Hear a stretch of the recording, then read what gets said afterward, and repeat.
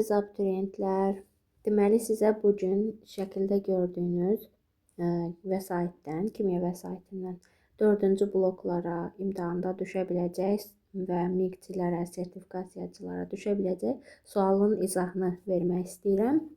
Vaxt itirmədən baxaq. Deməli, imkan daxilində 11-ci siniflər 4-cü bloklar bu vəsaiti əldə edib işləsələr daha yüksək nəticə əldə edə bilərlər. Sualımız belədir ki, 2 mol X qazına tədricən Y qazı əlavə ediblər 3 mol. X-in sıxlığının zamandan asılılıq qrafiki verilmişdir. Y-in nisbi molekul kütləsini hesablayın deyir. Deməli, burada nə etmək lazımdır? Biz bilirik ki, qazın sıxlığı verilib və bizə qaz olduğu deyilir.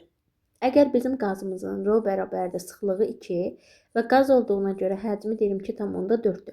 Mən ρ ilə V-dən molyar kütlə ρV düsturundan istifadə edib tapa bilərəm. Bu zaman 2 vurulsun. Daha doğrusu 2 deyil, 1,25-dir. Bu qrafika fikir verməmişəm. 1,25-dən qalxır. Bu zaman 1,25 sıxlığı 22,4-ə vurduqda mən qazımın molyar kütləsini 28 alıram. Deməli, mənə deyir ki, bu qazları qarışdırdıqdan sonra sıxlıq olub sonra 2.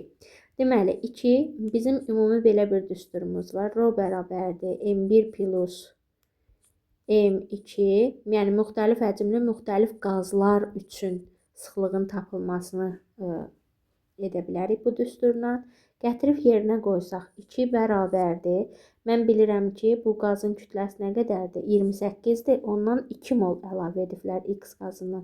2 vur 28, üstə gəlinsin. 3 mol Y qazını əlavə ediblər, amma Y qazın molyar kütləsini bilmirəm. Həcmlərini dedikdə 2 mol qaz X, 3 mol qaz Y, cəmi 5 mol qazdır. 22,4 və buradan da Y bərabərdir. Taparıq 56 C variantı. Buna oxşar digər nümunəni paylaşacağım. Onu siz həll edərək rəy hissəsinə cavablarınızı qeyd edin.